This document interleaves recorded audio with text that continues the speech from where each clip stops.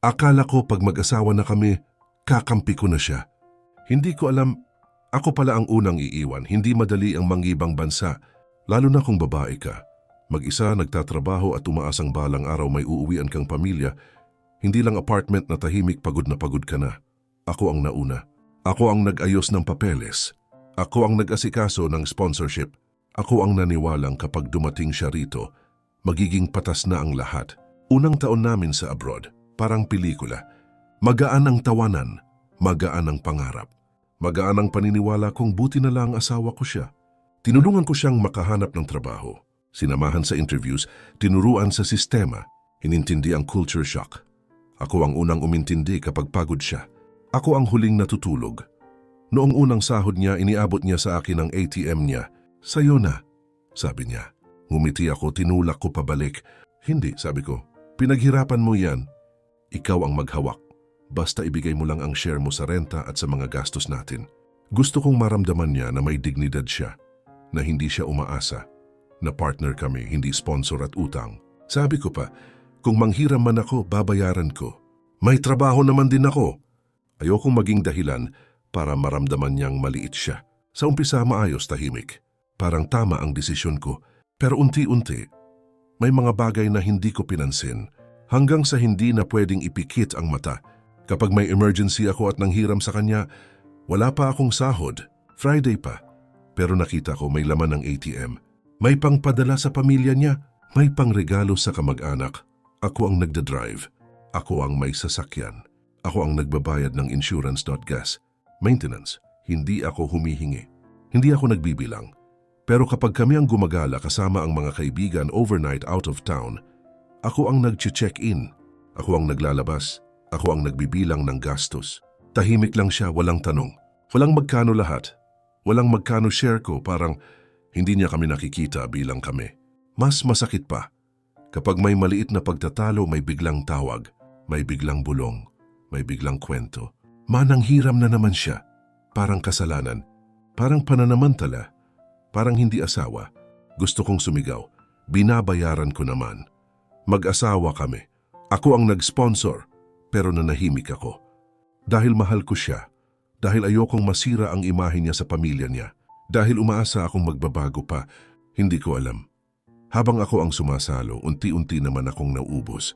At doon ko unang naisip, hanggang kailan ako magiging matatag kung ako lang pala ang lumalaban? Hindi pala ako ang kakampi niya. May mas nauuna pa pala bago ang asawa. Hindi naman agad sigawan, hindi rin agad away. Minsan ang pinakamasakit, dahan-dahan. Nagsimula lang sa simpleng usapan. May kailangang bayaran. May bigla ang gastos. Emergency, yung klase ng problema na hindi pwedeng ipagpabukas.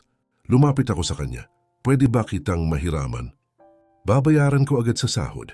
Hindi siya tumingin sa akin. Hindi siya galit pero may kakaibang lamig. Wala pa akong sahod, sabi niya, Friday pa. Tumango ako. Kahit alam kong may laman ng ATM, kahit alam kong kakapadala lang niya sa pamilya niya kahapon. Lumipas ang gabi, tahimik kami. Pero ramdam ko, may nangyayari sa likod ko.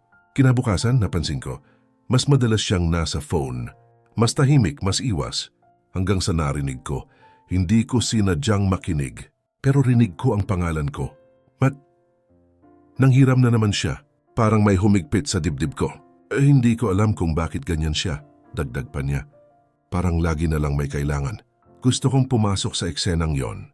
Gusto kong sumigaw. Gusto kong ipagtanggol ang sarili ko. Pero nanigas ako dahil hindi niya sinabi ang totoo. Hindi niya sinabi na binabayaran ko. Hindi niya sinabi na ako ang nagbabayad ng sasakyan. Hindi niya sinabi na hindi ako humihingi para sa luho. Ang narinig lang ng mama niya, babaeng palaging humihiram. Kinagabihan, kinausap ko siya. Bakit mo kailangan ipaalam lahat sa mama mo? Tanong ko mahinahon. Mag-asawa tayo. Pwede naman nating ayusin to sa atin. Napabuntong hininga siya. Parang ako pa ang mali. Nanay ko yon, sagot niya. Gusto lang niya akong protektahan. Napangiti ako hindi dahil masaya, kundi dahil may biglang nabasag sa loob ko. Protektahan siya. Laban kanino? Sa akin, sinubukan kong ipaliwanag na hindi ako umaabuso, na hindi ako palaasa, na hindi ako humihingi kung hindi kailangan. Pero bago pa ako matapos, may desisyon na siyang dala. Sabi ni Mama, Hindi raw dapat maghiraman ang mag-asawa. Masisira raw ang respeto. Kaya mas mabuti raw na hiwalay na lang talaga ang pera. Tumahimik ako. Hindi dahil wala akong sasabihin, kundi dahil wala na akong lugar. Hindi niya tinanong kung anong pakiramdam ko. Hindi niya inisip kung ano ang bigat ng sinabi niya. Mas pinili niyang sundin ang boses na hindi kasama sa pagsasama namin araw-araw. Doon ko unang naramdaman na kahit magkasama kami sa isang bahay, mag-isa pa rin pala ako. At sa gabing iyon, habang ako ang nagbabayad ng bills, ako ang nagmamaneho, ako ang nag-aayos ng lahat, may tanong na tumatak sa isip ko. Kung sa unang seryosong desisyon, hindi niya ako pinili hanggang kailan ako mananatiling asawa lang sa papel. Hindi niya ako sinaktan sa sigaw. Sinaktan niya ako sa pagwawalang bahala.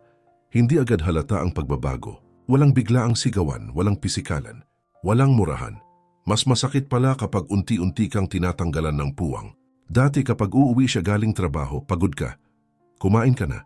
Kamusta araw mo? Ngayon tumango lang, diretso sa phone, tahimik. Kapag may tanong ako tungkol sa gastos, alam mo na yan. Oo na, mamaya na. Ba't parang lagi kang may problema? Hindi ko alam kung kailan ako naging istorbo. Isang araw, dumating ang bayarin sa sasakyan, insurance registration. Maintenance na matagal ko nang sinasalo. Nilapitan ko siya, hindi galit, hindi pasigaw. Pwede ba tayong mag-share dito? Kahit kalahati lang. Napabuntong hininga siya, parang napagod. Sa akin, hindi sa trabaho. Hindi ba yan responsibilidad mo? Ikaw naman ang gumagamit palagi, parang may sumaksak sa dibdib ko. Ako ang nagda-drive kasi ayaw mo na sagot ko. Ako ang nagbabayad kasi ayokong mag-away tayo. Tahimik siya sandali. Tapos biglang, alam mo parang ang dami mong hinihingi. Natahimik ako, hindi dahil wala akong sagot, kundi dahil hindi ko inakalang galing sa kanya ang salitang yun. Mula noon, nagsimula ang panunumbat. Kapag may hinihingi ako, hindi pa ba sapat lahat ng binibigay ko? Kapag may emergency, ba't hindi mo pag-ipunan yan? Kapag napapagod ako, lagi ka na lang reklamo. Samantalang kapag pamilya niya ang nangangailangan, walang tanong, walang reklamo, walang budget. May pangpadala, may pangregalo, may pang-uwi. Pero para sa asawa, may dahilan, may limit, may sumbat. Mas masakit pa, napansin ko, hindi na niya ako ipinagtatanggol. Kapag may biro ang kaibigan niya na, "Uy, hawak ka ba sa leeg?" ng misis mo, ngumiti lang siya, hindi niya itinanggi.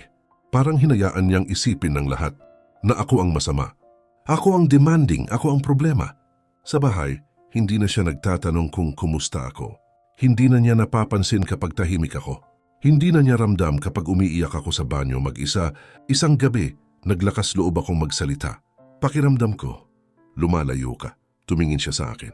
Walang galit, walang lambing. Hindi, sabi niya, siguro sensitive ka lang.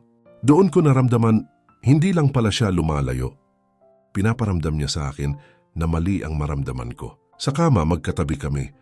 Pero parang may pader, mag-asawa sa papel. Mag-isa sa realidad.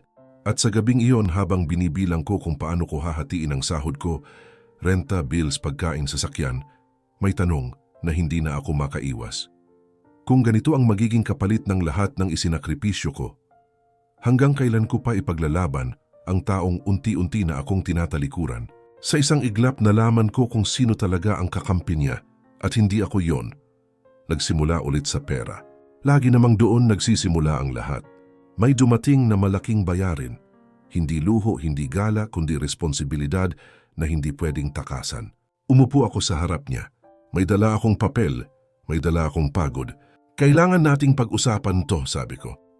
Hindi ko na kayang saluhin lahat. Mag-isa, hindi siya agad sumagot. Tinitigan lang niya ang phone niya. Parang mas importante ang kausap sa kabilang linya kaysa sa babaeng kaharap niya. Alam mo naman na hiwalay ang pera natin, sagot niya sa wakas. Hindi mo dapat inaasahan niya. May pumutok sa loob ko. Ay hindi ko inaasahan, sagot ko, nanginginig ang boses. Humihingi ako ng tulong. Mag-asawa tayo. Doon siya tumingin. At sa unang pagkakataon, hindi ko siya nakilala. Ba't parang kasalanan ko lahat? Hindi ba ikaw ang may gusto ng setup na yan? Hindi ba ikaw ang nagsabing ikaw na bahala? Napatawa ako. Isang maikling tawa na may kasamang luha. Oh, sabi ko. Dahil naniwala akong partner kita, hindi pala, tumayo siya. Biglang tumaas ang boses. Alam mo, sabi ni Mama, tumigil ako. Pwede ba? Putol ko. Pwede bang huwag mo munang idamay ang mama mo? Mag-asawa tayo. Pero parang dun pa lalo siyang nag-init. Nanay ko yon, sigaw niya. Mas may experience siya kaysa sayo. Parang may humampas sa dibdib ko. Experience salin, tanong ko, sa pagsasama natin, sa hirap natin dito, sa lahat ng isinakripisyo ko para makarating ka rito. Tumahimik siya sandali. Akala ko magsisisi, akala ko maiintindihan niya. Pero mali ako, sabi ni Mama. Masyado ka raw controlling, masyado ka raw nagbibilang, masyado ka raw umaasa. Hindi ko alam kung alin ang mas masakit. Ang sinabi niya o ang katotohanang pinaniwalaan niya yon. Ako, tanong ko halos pabulong. Ako ang controlling. Ako ang umaasa. Tinuro ko ang sarili ko. Ako ang nag-sponsor sa'yo. Ako ang naghanap ng trabaho mo. Ako ang nagmaneho araw-araw. Ako ang nagbayad ng sasakyan. Ako ang umintindi kapag wala ka sa mood. Ako ang nanahimik para hindi ka mapahiya. Napaluhan na ako. Hindi ko na napigilan. Kung tutuusin, dagdag ko, ako ang nag-adjust para sa'yo. Hindi ikaw, bigla siyang sumagot, malamig, diretso. Kung ganyan pala ang pakiramdam mo, baka mali talaga tong pagsasama natin. Parang huminto ang mundo. Hindi ko inasahan yon. Hindi ko hinanda ang sarili ko ron, mali. Ulit ko, dahil humingi ako ng tulong, dahil gusto ko ng respeto, wala siyang sagot. Tahimik lang, parang tapos na ang usapan sa isip niya. Doon ko naramdaman, hindi na ito tungkol sa pera. Hindi na rin tungkol sa mama niya. Tungkol na ito sa pagpili. At sa gabing yon, habang umiiyak ako sa banyo, habang pinipigilan kong marinig niya ang hikbi ko, may isang katotohanang malinaw na malinaw sa lahat ng laban sa buhay niya. Hindi ako ang pinili niyang ipaglaban. Hindi ako umalis dahil mahina ako. Pinaalis kita dahil natutunan kong mahalin ang sarili ko. Hindi agad dumating ang desisyon. Hindi ito isang gabing iyak. Hindi rin bigla ang tapang, pagod muna. Mahabang pagod. Pagod na ipaglaban ng isang lalaking hindi kayang ipaglaban ng asawa niya. Pagod na magpaliwanag sa isang taong mas naniniwala sa bulong ng iba kaysa sa katotohanang kaharap niya. Tahimik na akong gumising araw-araw. Tahimik na akong pumasok sa trabaho. Tahimik na akong magbayad ng bills. Tahimik na akong umiyak sa banyo. Hindi na ako nagtatanong. Hindi na ako humihingi. Hindi na ako umaasa. At doon ko napansin, habang ako ang nananahimik, lalo siyang naging kampante. Parang nasanay siya na ako ang sasalo, na ako ang mag-aayos, na ako ang laging uunawa. Hanggang sa isang araw, wala na akong naramdaman. Hindi galit, hindi lungkot, kundi linaw. Umupo ako sa harap niya, kalma, buong buo. Kailangan na nating mag-usap. Tumingin siya, halatang iritado. Parang iniisip na naman niyang pera na naman to. Problema na naman to, pero mali siya. Ayoko ng ganito, sabi ko. Hindi ako asawa dito. Para na lang akong obligasyon. Napangisi siya. Drama na naman, sagot niya. Ganito ka talaga. Ngumiti ako. Hindi na masakit. Hindi, sabi ko. Ganito ako noon. Ngayon, gising na ako, tumayo ako. Kinuha ko ang mga papel. Hindi galit, hindi nagmamadali. Lahat ng nasa bahay na tochis, renta, sasakyan, insurance, ako ang nagbabayad. Tumingin siya sa akin, nagulat. Hindi ko sinisingil, dagdag ko. Hindi rin kita inaaway. Huminga ako ng malalim. Pinapaalis kita. Parang hindi niya agad na intindihan. Ano? Tanong niya. Pinapaalis kita, ulit ko. Hindi dahil wala kang pera. Hindi dahil galit ako. Tumigil ako saglit. Kundi dahil wala ka ng respeto. Biglang uminit ang boses niya. Dahil lang sa sinabi ni Mama, tumango ako. Hindi lang dahil doon, sagot ko. Kundi dahil pinili mo siyang pakinggan kaysa sa asawa mo. Pinili mong maging anak, hindi asawa. Tahimik siya. Pagod na akong maging babaeng kailangang patunayan na hindi ako abusado, dagdag ko. Pagod na akong ipaglaban ang sarili ko sa pamilyang hindi naman ako kilala. Pagod na akong magmahal ng lalaking hindi kayang pumili. May luha sa mata ko. Pero hindi na ako nanginginig. Minahal kita, sabi ko. Totoo yun. Pero mas mahal ko na ang sarili ko ngayon. Wala siyang nasabi. Wala na ring dahilan. Nang isara ko ang pinto sa likod niya, hindi ako napaupo. Hindi ako bumagsak. Tumayo lang ako. Huminga. At sa unang pagkakataon sa mahabang panahon, magaan. Hindi dahil wala na siya, kundi dahil nabalik ko ang sarili ko. Natuto akong ang pagmamahal hindi sukatan kung gaano karami ang kaya mong tiisin. Minsan ang totoong pagmamahal ay ang tapang na umalis kapag ikaw na ang nauubos. At kung may isang aral akong iiwan, hindi ka masama dahil pinili mo ang sarili mo. Hindi ka makasarili dahil tumigil ka at hindi ka nagkulang. Minahal mo lang ang maling tao ng sobra.